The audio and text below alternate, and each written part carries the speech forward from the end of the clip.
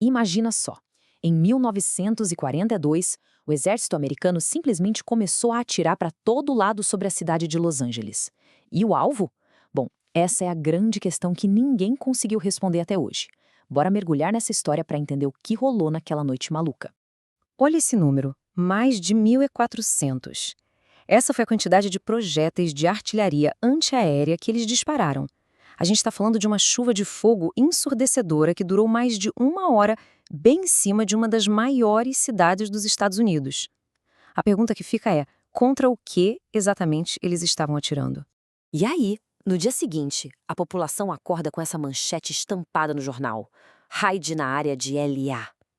O recado era direto e reto. Los Angeles está sendo atacada. O pânico, como dá para imaginar, foi geral. E essa é a pergunta que alimenta um dos maiores mistérios militares do século XX. O que foi aquilo? Um ataque surpresa do Japão? Um surto de histeria coletiva? Ou, quem sabe, algo que não é deste mundo? Vamos investigar isso juntos. Ok, para a gente entender como é que uma coisa dessas acontece, mais de 1.400 tiros disparados contra o nada, a gente precisa voltar no tempo e sacar o clima da época. Pensa bem, os Estados Unidos estavam no meio da Segunda Guerra Mundial. O medo era, o sentimento do dia a dia. A situação era tensa. E não é para menos. Só 3 meses antes tinha acontecido o ataque a Pearl Harbor, que deixou o país em choque. E para piorar, um dia antes desse rolo todo em Los Angeles, um submarino japonês de verdade bombardeou um campo de petróleo ali mesmo, na Califórnia. Ou seja, a ameaça não era coisa da cabeça deles, não. Era real e estava batendo na porta. E essa história de nervos de guerra não era só uma expressão, não. Era a realidade, o dia a dia da galera. Imagina, a cidade inteira tinha que fazer blackout.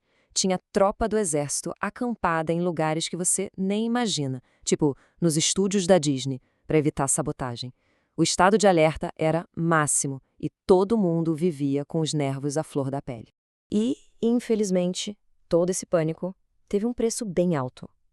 Mesmo sem nenhum inimigo confirmado, 5 pessoas, civis, morreram naquela noite. 3 em acidentes de carro, no meio daquela confusão toda, e 2 de ataque cardíaco, provavelmente por causa do estresse absurdo da situação. É uma tragédia real que nasceu puramente do medo. Beleza, então o que de fato aconteceu naquela noite? Com o tempo, surgiram 3 teorias principais para tentar explicar tudo isso. E cada uma, claro, pinta um quadro bem diferente do que poderia estar sobrevoando Los Angeles. Vamos dar uma olhada nessas teorias como se a gente fosse detetive, beleza? A primeira suspeita, a mais óbvia na época, era de um ataque inimigo de aviões japoneses. A segunda é a explicação que virou oficial, histeria de guerra, talvez causada por um simples balão meteorológico. E a terceira é a que mexe com a imaginação de todo mundo. Uma nave alienígena. Agora, essa teoria de um objeto de outro mundo, ela não surgiu do nada. Ela é alimentada principalmente por uma única prova.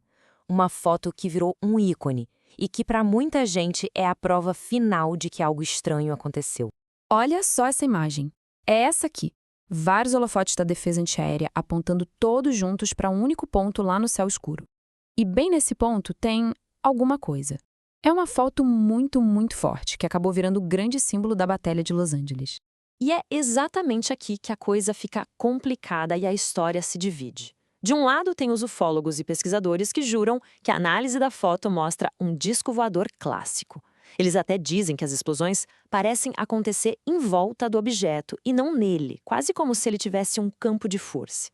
Mas aí, do outro lado, o próprio jornal admitiu que a foto foi bem retocada. Era uma prática super comum na época, sabe? Para melhorar o contraste. E esse retoque pode ter criado ou pelo menos exagerado a forma do tal objeto. Fica a pergunta no ar. O que a gente está vendo é a realidade ou é um truque de edição da época? Certo. Com tanta confusão e tantas dúvidas, o que as autoridades falaram? Qual foi a explicação oficial do governo para essa noite de puro caos? A primeira resposta oficial veio rapidinho, poucas horas depois do ocorrido. O secretário da Marinha da época, um cara chamado Frank Knox, disse que tudo não passou de um alarme falso. Ele culpou a ansiedade e os nervos de guerra da população.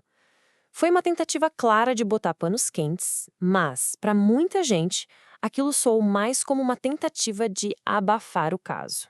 Só que a explicação oficial mais detalhada, mais completa, demorou pra caramba pra sair. Ela só veio em 1983, ou seja, mais de 40 anos depois. O que a Força Aérea disse, basicamente, foi o seguinte: um balão meteorológico deve ter se perdido, isso deu start em tudo, e a partir daí a combinação de gente nervosa, holofotes para todo lado e o barulho das explosões fez o resto, criando alvos que nem existiam no céu. E no fim das contas, a gente volta para a mesma pergunta. Será que um simples balão meteorológico conseguiria causar esse caos todo? Foi só um caso extremo de pânico coletivo? Ou será que os holofotes naquela noite iluminaram algo que de fato não era daqui? A gente tem uma resposta oficial, mas o mistério continua no ar e fascina todo mundo. Bom, agora a bola está com vocês. É hora de cada um pensar um pouco e formar a própria opinião. Como deu para ver, essa história tem muitas camadas, muitas interpretações. E aí, qual teoria faz mais sentido? Histeria de guerra, um balãozinho perdido ou algo bem diferente? Deixem a teoria de vocês aí nos comentários, a gente quer saber o que vocês acham e aproveitem para dizer qual outro mistério ou assunto vocês gostariam de ver por aqui. Ah, e claro, não esquece de se inscrever no canal para não perder nada, beleza? A gente se vê na próxima!